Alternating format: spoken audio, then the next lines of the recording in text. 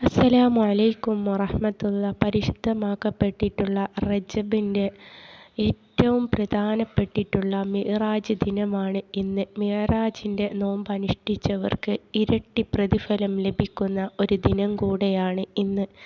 ഇന്നത്തെ ഈ ഒരു പകലിൽ ഇന്നത്തെ മഗ്‌രിബ് അടുക്കുന്നത് വരെ ചൊല്ലേണ്ട പ്രധാനപ്പെട്ടിട്ടുള്ള ഒരു ദിക്റിനെ കുറിച്ചിട്ടാണ് ഇന്നത്തെ വീഡിയോ. നിങ്ങൾക്ക് ഈ ഒരു വീഡിയോ ഇഷ്ടപ്പെട്ടാൽ ഒന്ന് ഇപ്പോൾ തന്നെ ലൈക്ക് ചെയ്യുക, മറ്റുള്ളവർക്ക് കൂടെ ഒന്ന് ഷെയർ ചെയ്യുക. നമ്മുടെ ജീവിതത്തിൽ നമ്മൾ അനുഭവിച്ചു കൊണ്ടിരിക്കുന്ന എത്ര കഠിനമായിട്ടുള്ള പ്രയാസങ്ങൾ ഉണ്ടെങ്കിലും അതിനെ മഞ്ഞുരുകും പോലെ ഉരുക്കുവാൻ ഈ ഒരു ദിക്ർ കൊണ്ട് ഇന്ന് നിങ്ങൾക്ക് സാധിക്കുന്നതാണ്. അല്ലാഹു തആല ഏറ്റവും ഇഷ്ടപ്പെടുന്ന, അള്ളാൻ്റെ റസൂൽ ഏറ്റവും ഇഷ്ടപ്പെടുന്ന ഒരു ദിവസമാണ് മിഅ്റാജിൻ്റെ ദിനം എന്ന് പറയുന്നത്. നമുക്ക് ഒരുപാട് കാര്യങ്ങൾ നമ്മുടെ മുത്ത് റസൂൽ പഠിപ്പിച്ച് തന്നിട്ടുള്ള ഒരു ദിനമാണ് മിഅ്റാജിൻ്റെ ദിനം.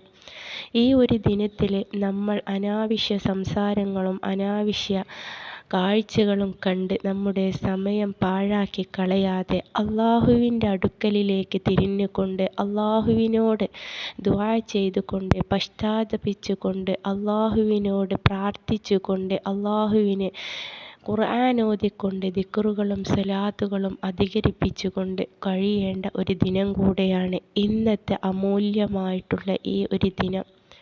ഇൻഷാ അല്ലാ ഇനി അടുത്ത ഒരു മിഅ്റാജ് വരണമെങ്കിൽ ഒരു വർഷം കഴിയണം. നമ്മളിൽ ആരൊക്കെ ജീവിച്ചിരിപ്പുണ്ടെന്ന് അള്ളാഹുവിന് മാത്രമേ അറിയുകയുള്ളൂ.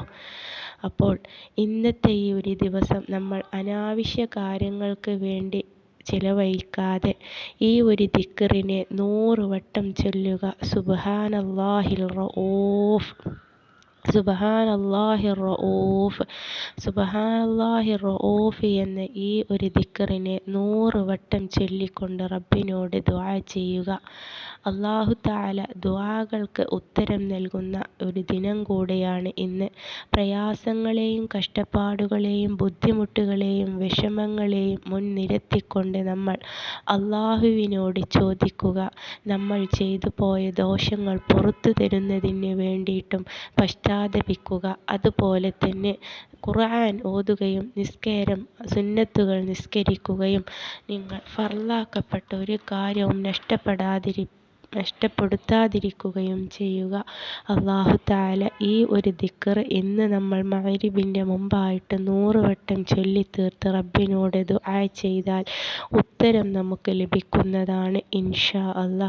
തീർച്ചയായിട്ടും ഈ ഒരു ദിക്ർ നിങ്ങൾ മറ്റുള്ള നിങ്ങളുടെ ഫാമിലി ഗ്രൂപ്പിലൊക്കെ ഒന്ന് പറഞ്ഞു കൊടുക്കുക. അസ്സലാമു അലൈക്കും.